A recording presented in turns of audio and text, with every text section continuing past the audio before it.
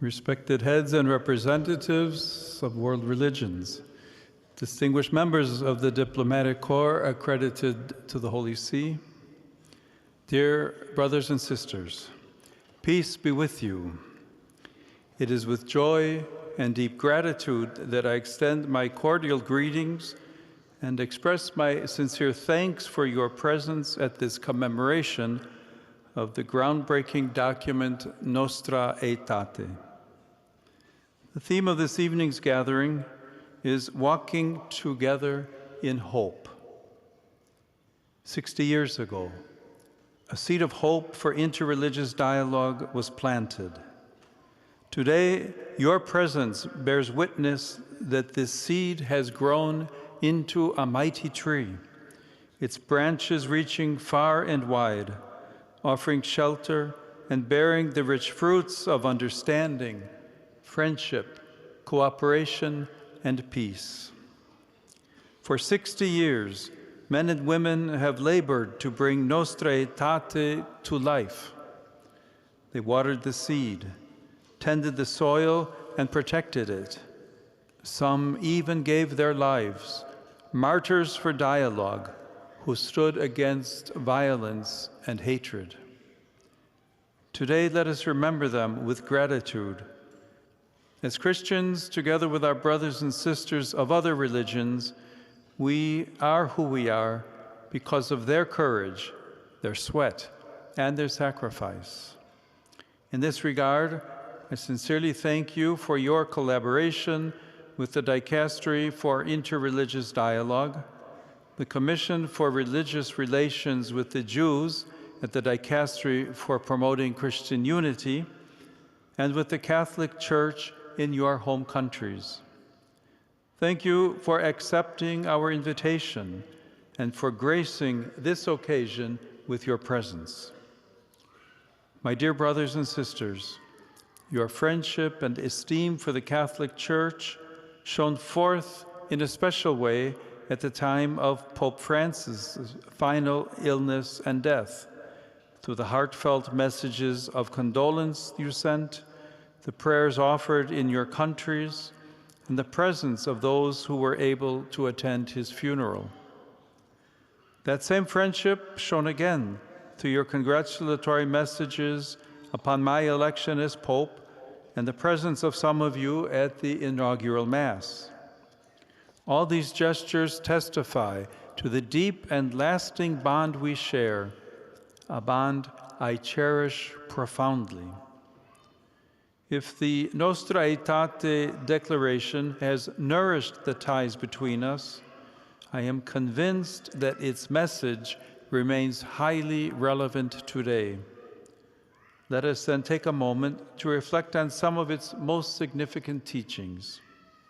First, Nostra Aetate reminds us that humanity is drawing closer together, and that it is the task of the Church to promote unity and love among men and women and among nations. Second, it points to what we all share in common. We belong to one human family, one in origin and one also in our final goal. Moreover, every person seeks answers to the great riddles of the human condition. Third, religions everywhere try to respond to the restlessness of the human heart. Each, in its own way, offers teachings, ways of life, and sacred rites that help guide their followers toward peace and meaning.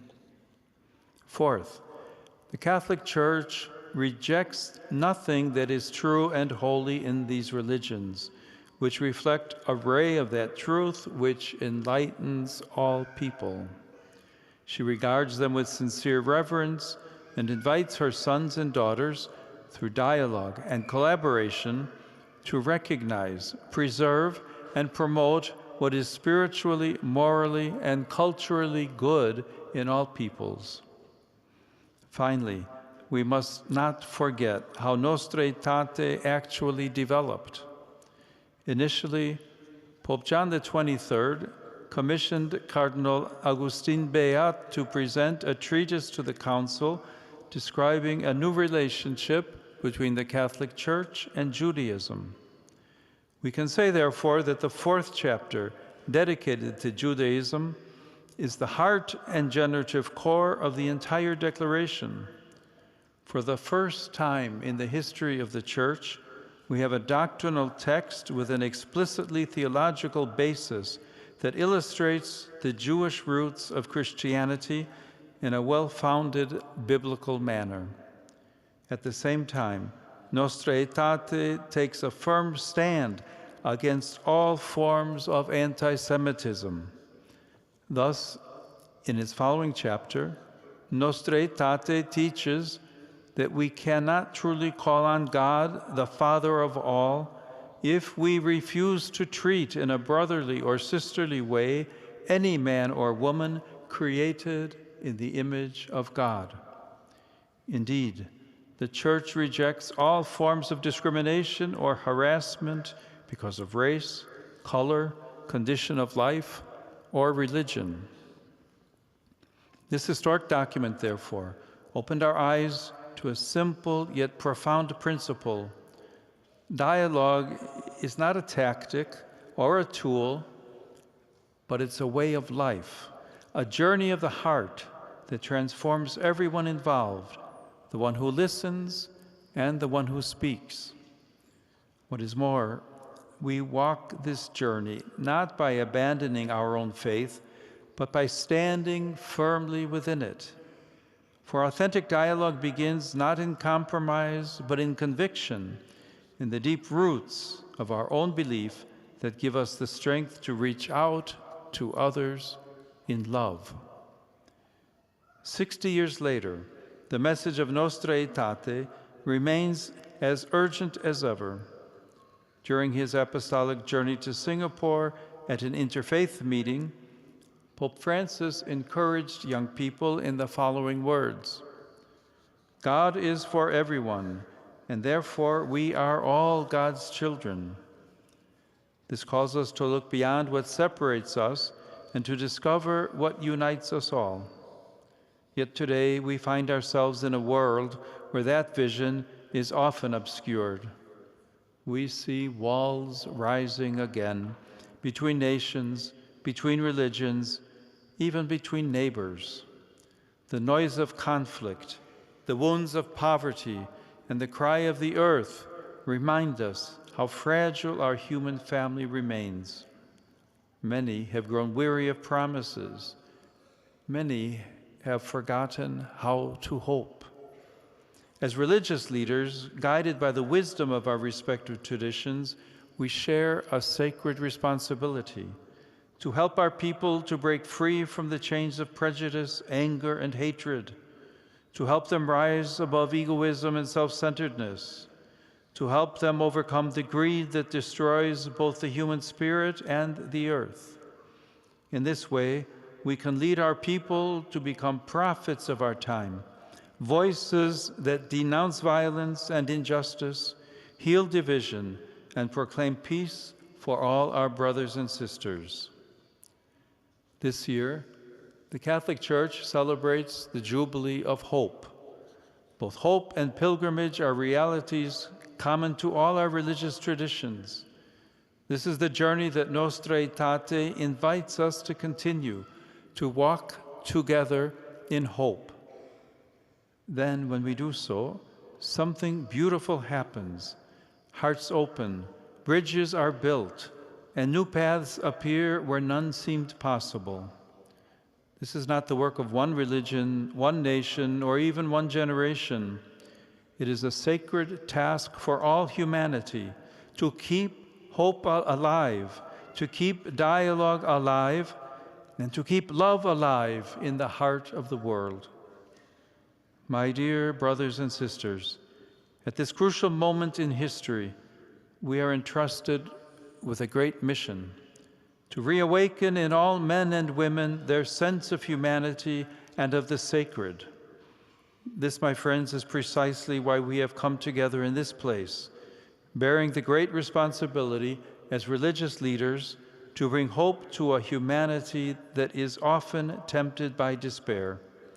Let us remember that prayer has the power to transform our hearts, our words, our actions, and our world. It renews us from within, rekindling in us the spirit of hope and love. Here I recall the words of St. John Paul II, spoken in Assisi in 1986. If the world is going to continue, and men and women are to survive in it, the world cannot do without prayer.